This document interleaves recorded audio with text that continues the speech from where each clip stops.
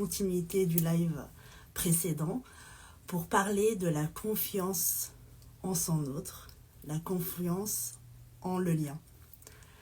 Coucou. Aujourd'hui, on va parler de confiance. Alors, j'attends un petit peu. Coucou. Je suis contente que vous soyez là malgré le fait qu'on soit à midi. Coucou, je suis contente de vous retrouver aujourd'hui pour parler de ce sujet qui est hyper important, qui est hyper important pour tous, parce que c'est l'un des sujets qui est primordial en fait dans ce parcours sacré. Et en fait, je voulais partager avec vous aujourd'hui, oui, la confiance. Je voulais partager avec vous aujourd'hui comment moi je fonctionne quand il y a un doute. Bien sûr, face au doute, il y a la confiance. Comment on fonctionne, comment moi en fait qu'est-ce que je fais pour mettre en place en fait justement retrouver cette confiance, ce pouvoir intérieur. Prenez, coucou Steph. Prenez ce qui résonne en vous, bien sûr, prenez ce qui résonne en vous, prenez ce que vous voulez prendre justement pour cheminer sur votre parcours, pour vous aider justement à cheminer sur ce parcours. Et voilà. Donc, on va commencer. On va pas... je pense qu'on est bon, on va commencer. Alors, la première chose que je fais, il y a forcément une réaction qui se passe lorsqu'il y a un doute, une réaction de l'enfant intérieur. Et là, je commence à avoir un dialogue intérieur. Donc, je me pose calmement et je commence par un dialogue intérieur. Alors, je regarde le problème, je n'ai pas confiance en mon autre. Alors, je pose la question, pourquoi je n'ai pas confiance en mon autre? Parce qu'il m'a trahi une fois. Ça revient toujours. Il m'a trahi une fois. Il est parti avec une autre. Il a fait un enfant à une autre. Et à chaque fois qu'il y a une situation de silence, une situation de non-dit, et tout de suite, mon cerveau, il va switcher, il se dit, il est avec elle. Directement, il est avec elle. Ok, on prend l'information, on se juge surtout pas. Je pense que dans ce parcours, on apprend justement le non-jugement de soi, l'amour de soi, la compassion de soi. Et justement, en fait... là, à ce moment-là, qu'est-ce qu'on se dit? On se dit, ok, j'ai pris l'information. L'information, c'est que je réagis tout à fait, l'amour de soi. Je réagis, c'est pas grave. C'est que je porte en moi encore une mémoire de souffrance, d'un corps de souffrance qu'il va falloir que je libère. Voilà ce que ça signifie en fait, au final. Et qu'est-ce que je me dis aussi? Je me pardonne à moi. Pourquoi? Parce que cette situation, ok, c'est mon autre qui me l'a montré, mais mon autre, c'est juste un avatar de moi-même. Puisque, comme je vous l'ai dit la semaine dernière, toutes les situations, tous les événements qui sont autour de nous, c'est nous qui l'avons créé. Les personnages qui sont autour de nous, c'est nous, coucou, c'est nous qui les avons créés. Donc, je pardonne à mon autre de m'avoir révélé. Je le remercie aussi à la fois, je pardonne et je le remercie à la fois, puisque c'est un avatar de ma vie, un avatar de que moi-même j'ai créé. Mon autre aussi, c'est mon autre, hein, ça veut dire que c'est quelqu'un qui fait partie de moi. Donc, il me montre quelque chose, il me révèle en fait, c'est un miroir grossissant de quelque chose que moi je vois pas. Et d'ailleurs, vous voyez bien là que j'ai un orgelet, un orgelet à l'œil qui montre que en fait, il faut que je clarifie une situation. Donc voilà. Donc je pardonne à mon autre, je me pardonne d'abord à moi-même puisque j'ai créé cet avatar, j'ai créé cette situation et puis je me dis ok, maintenant je fais un travail de pardon. Donc suite au dialogue intérieur, je fais un travail de pardon qui est essentiel, je me pardonne. Et pour ça, on a un outil puissant qui s'appelle l'Ho'oponopono. L'Ho'oponopono, c'est 4 phrases. Euh, 4 phrases. Alors, 4 phrases. La première, c'est pardon.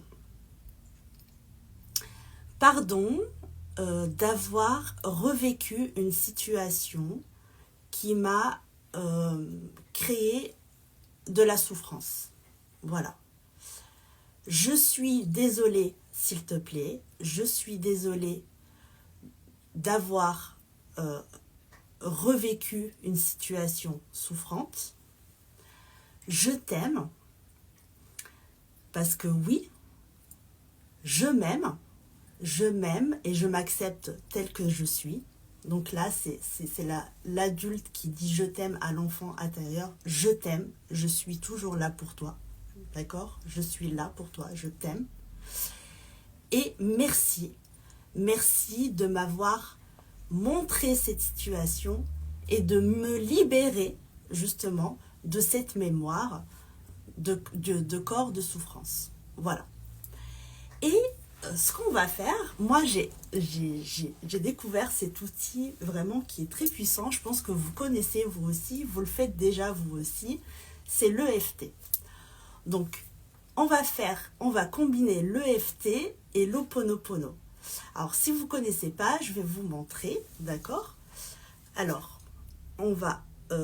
d'abord, on va un petit peu tâtonner pour savoir, en fait, dans quel état émotionnel de souffrance on est. Donc, on va faire un truc du genre comme ça. On va énumérer de 10 jusqu'à 0, d'accord? Donc, dans quel état émotionnel je suis par rapport à cette situation de la non-confiance en moi, la non-confiance en mon autre. Donc, tac, 10, 9, 8, 7, 6, 5, hop, 5. Ça s'est bloqué à 5. Ok, donc là, je suis bloquée à 5. Donc, je vais faire une tournée de FT. Et on va voir en fait, après la tournée de FT avec l'Ho'oponopono, à combien je vais redescendre. D'accord? Si vous voulez, vous pouvez faire l'exercice avec moi. Alors, pardon, pardon, pardon, pardon. Désolé, s'il te plaît. Je suis désolée, s'il te plaît. Je t'aime. Merci. Pardon.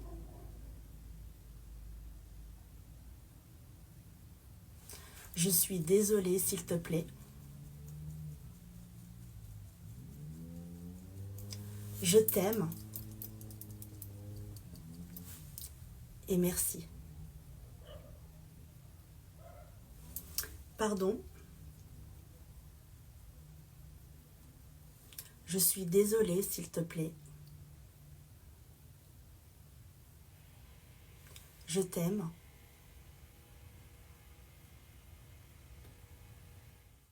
Pardon. Ah, j'ai oublié. Ici. Je t'aime, merci.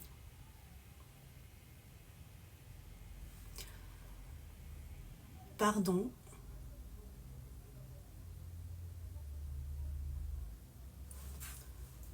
Je suis désolée, s'il te plaît.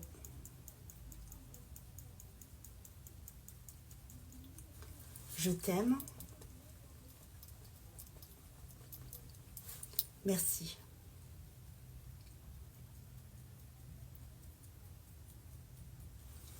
Pardon. Je suis désolée, s'il te plaît. Je t'aime.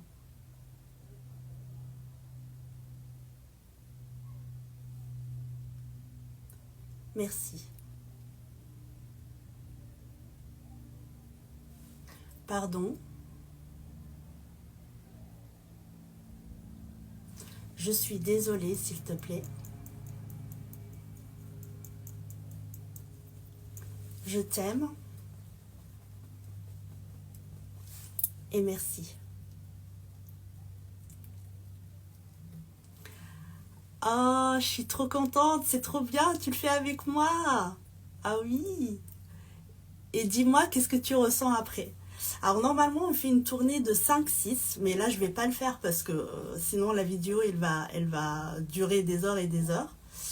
Et après avoir fini, en fait, l'idée, elle est là, c'est remesurer en fait mon état émotionnel. Et donc on avait dit 10, 9, 6, 8, 7, 6, 5, 4, 3, 2, 1. Je suis restée à 1 là. Donc je suis descendue de 5 à 1. Ah, trop bien Steph, toi aussi. Donc là, vous voyez la puissance de ce protocole EFT associé à Ho'oponopono. Je suis descendue de 5 à 1. C'est incroyable. Dites-moi si vous aussi, en fait, en faisant le test, vous êtes redescendu, vous êtes descendu au niveau état émotionnel. En attendant, donc voilà, ça c'est la... Donc après avoir discuté avec moi-même, oh trop bien, t'as ressenti une libération géniale. On va pas s'arrêter là, on va faire un travail en profondeur. Le test ne s'arrête pas pour moi. Oui, bien sûr, il s'arrête pas, il s'arrête pas. Il faut qu'on... En fait, n'hésitez pas en fait de refaire ce protocole plusieurs fois jusqu'à descendre à 0. D'accord? Et une fois qu'on retrouve la neutralité émotionnelle et le pardon de soi, ce qu'on fait, j'ai pris des notes. Ce qu'on fait, c'est on va, quand on a un moment de calme, se remémorer justement toutes les situations où on a vécu justement une trahison avec une tierce, où on a vécu une situation pareille. Alors, moi, personnellement, j'ai fait cette introspection et je suis remontée à l'enfance où ce que j'ai ressenti, c'était pas vraiment la réalité, mais ce que moi j'ai ressenti, c'est que mon père, en fait, choisissait ma mère par rapport à moi. Donc il y avait toujours ça, c'est que moi, je mérite pas d'être aimée, je me suis sentie pas méritante d'être aimée, que ma mère, en fait, elle mérite d'être aimée et pas moi, vis-à-vis de la figure paternelle. C'était pas vrai, hein, forcément, mais c'est ce que moi, en tant qu'enfant intérieur, a ressenti. Et puis, après, ça s'est reproduit dans... quand j'étais ado, j'avais un crush comme ça, j'étais au collège et puis je voulais avouer mes sentiments. Je me rappelle, il s'appelle Charles. Et puis je lui ai écrit une lettre, il m'a répondu et il m'a dit on ne badine pas avec l'amour, j'aime déjà quelqu'un. Donc voilà, la situation, ça s'est reproduit encore une fois. Ouais, le fameux crush. La situation elle s'est reproduite encore une fois où justement ce fameux Charles m'a dit, enfin m'a montré, bien sûr moi j'étais pas du tout consciente à cette époque-là, mais je parle aujourd'hui avec conscience, où il m'a montré, Cyrine, tu mérites pas d'être aimée puisque en fait mon amour je le donne à quelqu'un d'autre. Donc voilà. Ensuite, il y a eu mon premier amour. Il s'appelle Mehdi, mon premier amour. Oh là là, c'était génial avec lui. Tout se passait bien. Jusqu'au jour où il m'annonce qu'il est parti, qu'il est tombé fou amoureux. Il a rencontré quelqu'un d'autre. Il est tombé fou amoureux d'elle. Ils sont partis en week-end avec elle, etc., etc. Donc voilà. Voilà les situations quand j'étais petite, en tout cas ado et petite ado, c'est passé. Je me dis, ok, maintenant, ces situations-là, il n'y a pas de problème, ça fait partie de mon passé, mais comme j'ai un pouvoir créateur, comme j'ai un pouvoir créateur, maintenant que j'ai conscience que j'ai un pouvoir créateur, je vais faire comme on avait fait la dernière fois, euh, quand j'avais en fait un traumatisme, j'avais fait de l'hypnose, et pendant cette séance d'hypnose, on a revisité l'événement de trauma. Et en fait, là c'est pareil. Ce qu'on peut faire, c'est reprendre situation par situation et revisiter chaque événement et dire, voilà, finalement, ça s'est pas passé comme ça. Alors, la situation numéro 1, mon père n'avait Dieu rien pour moi. Il était présent pour moi émotionnellement, affectivement, etc. Il était là, il était présent pour moi émotionnellement, affectivement, physiquement, financièrement, tout, dans tous les aspects. Dans tous les aspects, il était présent. Et ça, je réécris l'histoire. Je le réécris, je fais une méditation et je visualise en fait mon passé et je dis et je le recrée à ma façon. Pareil pour Charles, quand il m'a répondu à ma lettre en disant oui, moi aussi, je suis contente que tu aies fait le premier pas. Moi aussi, je t'aimais en secret. Je n'ai Dieu rien que pour toi. Voilà. Et puis la troisième situation avec Mehdi, où en fait, je suis partie un week-end avec lui. C'était génial. Il n'avait Dieu rien que pour moi. Et voilà. On réécrit l'histoire. C'est possible. Et une fois qu'on réécrit l'histoire, qu'est-ce qu'on fait? On récupère les bouts d'âme. On fait en fait un protocole de recouvrement d'âme. On récupère en fait toutes les âmes, toutes les parties d'âme qui sont parties lors de ces situations. Pour ça, en fait, moi j'aime bien, enfin, j'ai un protocole de recouvrement d'âme que je fais lors d'une méditation. Donc, si ça vous intéresse, en fait, n'hésitez pas à m'envoyer un message pour que je vous envoie ce protocole. Sinon, il y a un protocole, je ne sais pas si vous avez en fait le livre de Natacha Celestremé ou Celestremé, je ne sais jamais comment le prononcer. Il y a des protocoles de recouvrement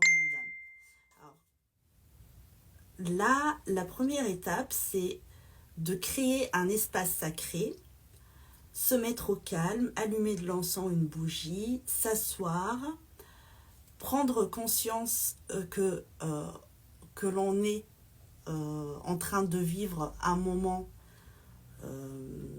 très important et mettre bien sûr l'intention dans retrouver son pouvoir d'intention dans ce qu'on est en train de faire dans ce protocole de recouvrement d'âme. Donc la deuxième chose, on ferme les yeux, on imagine une lumière blanche d'une grande pureté au-dessus de nous qui nous entoure. Ah, t'as ce livre. Dans ces cas-là, si tu as ce livre, n'hésite pas à faire le protocole qui est à la page 99, le protocole 5 de recouvrement d'âme. Ensuite, on convie 2 entités supérieures. Si vous êtes croyant, vous pouvez faire appel à Dieu, Jésus, Marie, Yahvé, Allah, Bouddha. Si vous êtes athée, invitez l'univers, votre guide, votre ange gardien, les êtres de lumière. Leur puissance se doit d'être immense, privilégiée. Donc un nom dans la liste proposée. Ces 2 êtres de lumière, appelons-les ainsi pour simplifier, se positionnent à vos côtés. Ils sont vos grands témoins, ceux qui assurent le bon déroulement de protocole. Alors, en lisant en même temps, n'oubliez pas, ça aussi c'est un rappel très important, c'est que vous n'êtes jamais seul. Vraiment. On est entouré et protégé par nos anges et nos guides. Je ne sais pas si vous en avez conscience.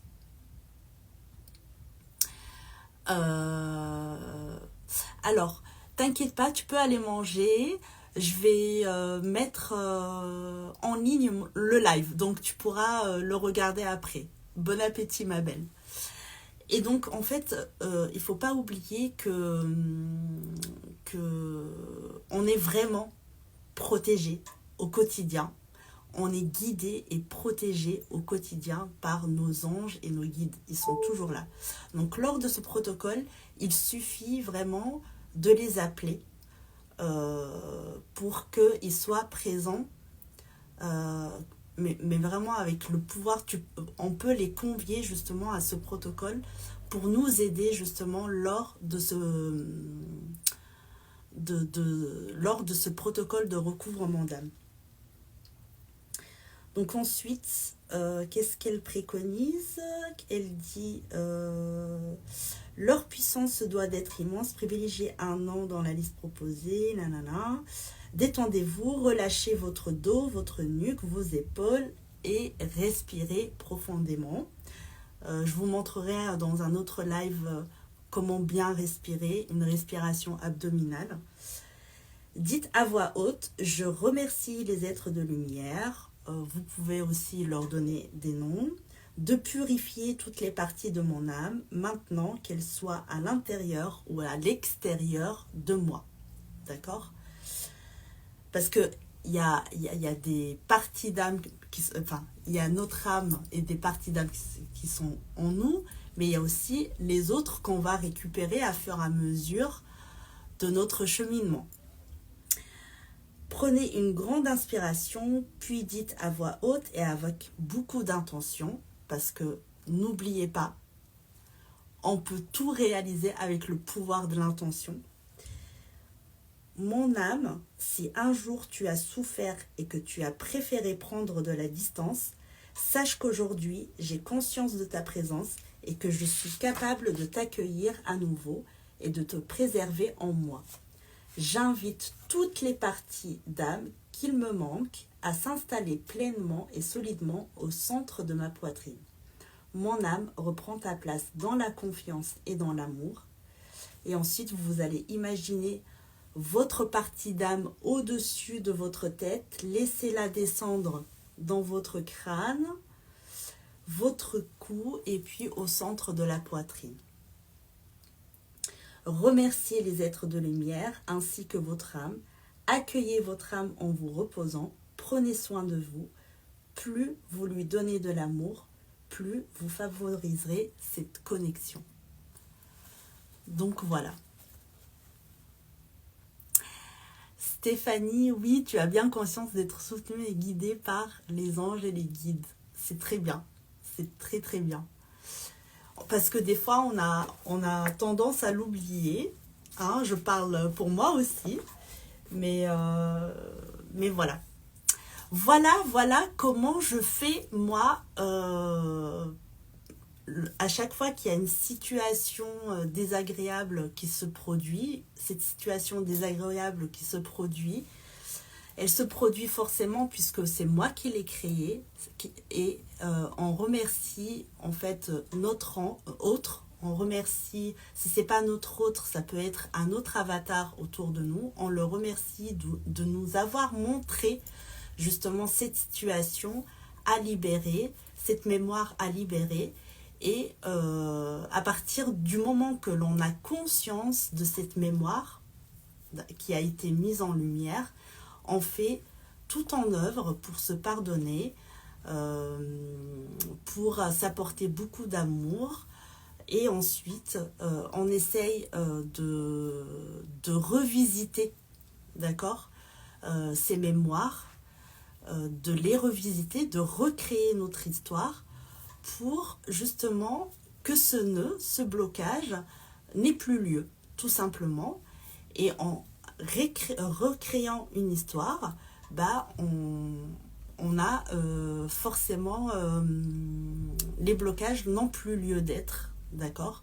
Et puis, très important, pour se sentir justement plein, rassasié, c'est le protocole, je pense que le protocole de recouvrement d'âme, il est très important, justement, pour récupérer nos bouts d'âme hein, qui sont partis ici et là. Et